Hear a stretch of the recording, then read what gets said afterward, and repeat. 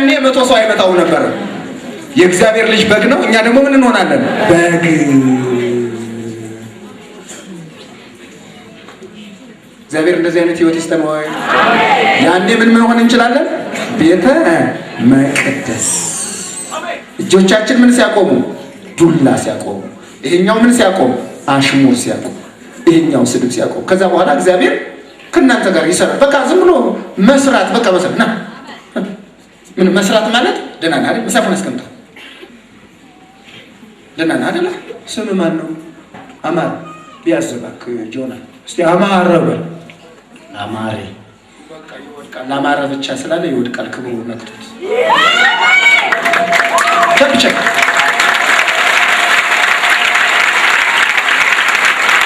ሐዋርያት ሥራ ላይ ያለ እንዴ? ሐዋርያት ሥራ ላይ ያለ እንዴ?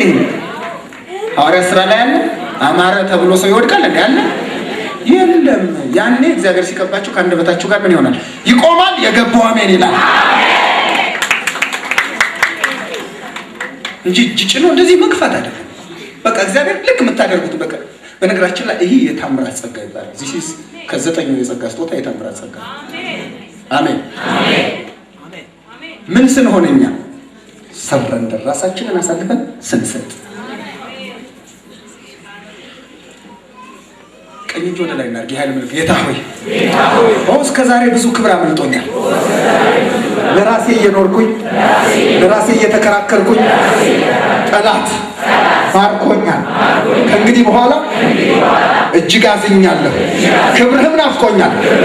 ራሴን ከሰይጣን ስራ ለያለሁ። ከዓለማዊነት ለያለሁ። ስጋዬን ለአንተ ክብር አስገዛለሁ። ቀድሰኝ። እስቲ አሜን አሜን ለሆነ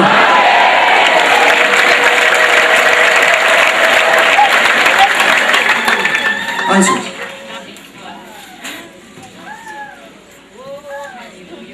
አማር ምንድነው የሆንከው? እስቲ ንገረኝ። ደግፈው አንተ እሺ አራላይ እርዱታ ለሆነ እና እስቲ አምጣ እና ንገረኝ። ምንድነው የሆንከው? እርዱታ ሳሚዋ አሁን የት ነው ያለው? ቸርች ውስጥ።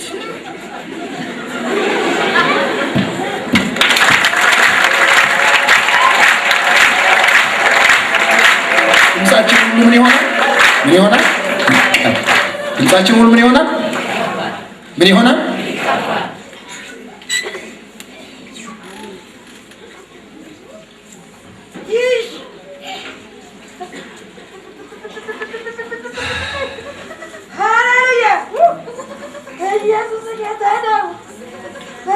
ዘጸአት 19 ቁጥር 6 ላይ በንስር ክንፍ እንደተሸከምኳችሁ ወደ እኔም እንዳመጣኋችሁ አይታችኋል። አሜን።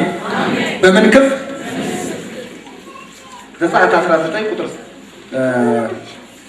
6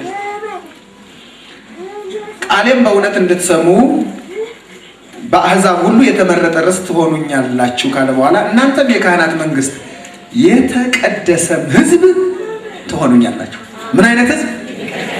የተቀደሰ ማለት ምን ማለት ነው? የተለየ። በምንድን ነው የምንታወቀው? እኛ በቅድስናታችን እንለያለን። በአለባበስ እንለያለን፣ በንግግር እንለያለን፣ በአበላል እንለያለን። ምንገባበት ቦታ ሁሉ ይለያል። አንገባም። ዝም ብለን ዘለን አንገባም። በምንድን ነው የምታገለግለው? በወንጌል ነው የማገለግለው። እየሰበክ ነው? መስከር ነው እየሰበክ ነው የማገለግለው።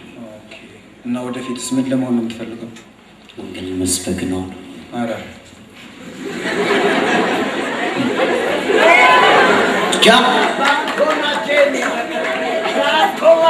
ማካንዳ ፓፓያ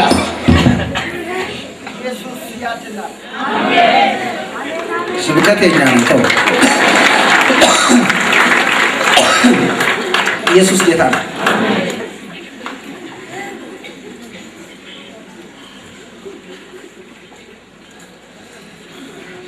የተቀደሰም ሕዝብ ትሆኑኛላችሁ። እግዚአብሔር እንዲህ ይላል በሉት። የተቀደሰ ልጅ ሁን እንደሚባል እግዚአብሔር ሰው የለውም በሉት። እስቲ አሜን አሜን። አንደኛ ዜና 16:10 ላይ በቅዱስ ስሙ ምን ሆኑ ይላል? ተጓደሉ። መኩራት፣ በጣም መኩራት በቅዱስ ስሙ። በጣም መኩራት ያለባችሁ በዝማሬ አይደለም፣ በቅድስና ነው። በጣም ቤተክርስቲያን ወይም በግል ህይወታችሁ በጣም መኩራት ያለባችሁ ሁሉ ጊዜ በቅዱስ ስሙ። እናንተ በቅዱስ ስሙ ትጓደዳላችሁ፣ የእግዚአብሔር ቅድስና ወደ እናንተ እየጨመረ ይሄዳል። አሜን። ስለዚህ ዳዊት ይህን ስለሚያደርግ ነው ዘምሩለት፣ ተቀኙለት ይልና ልክ እንደዚህ ይላል።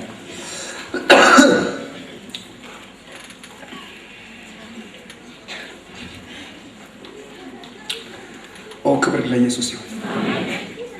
መዝሙር 93:5 መዝሙር 93:5 አቤቱ እስከ ረጅም ዘመን ድረስ ለቤትህ ምን ይገባል ይላል።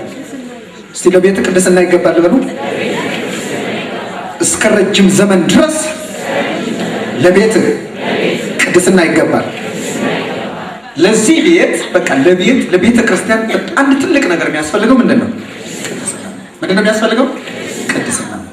ኦኬ፣ አንድ ሚስጥር ልንገራችሁ። በህይወታችሁ ዘመን ወደፊትም እስከ ዛሬም ማለት ነው፣ እስከ ዛሬ ጌታን ከተቀበላችሁ በኋላ ወደፊትም የሚከብዳችሁ ወይም በክርስትና ህይወት እጅግ ፈታኝ ከባድ ነገር ስብከት አይደለም። እንደኔ አሁን ይህ መድረክ ቢሰጣችሁ ከኔ በላይ ትናገራላችሁ።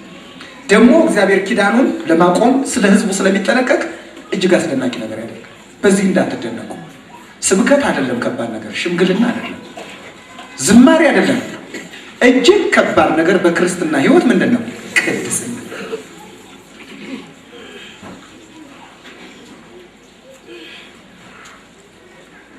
ሌላ ነገር ይከብደናል ብላችሁ እንዳታስቡ። እስከ ዛሬም የከበዳችሁ ምንድነው? ተናገሩ። ቅድስና። አሁንም በጣም የሚያስፈራችሁ ምን ነው? ልጆች ምንድነው የሚያስፈራችሁ? ቅድስና። the most difficult substance issue holiness ነው። በጣም ከባድ ነገር ወደፊትም ቻሌንጅ የሚያደርጋችሁ ቅድስና። መስመር ውስጥ ከገባችሁ ሰይጣን አይለቃችሁ። ከተቀደሳችሁ በኋላ እናንተ ጋር የሚፈሰውን እሳት ያውቃል። ስለዚህ መንገዳችሁን መዝጋት ይፈልጋል።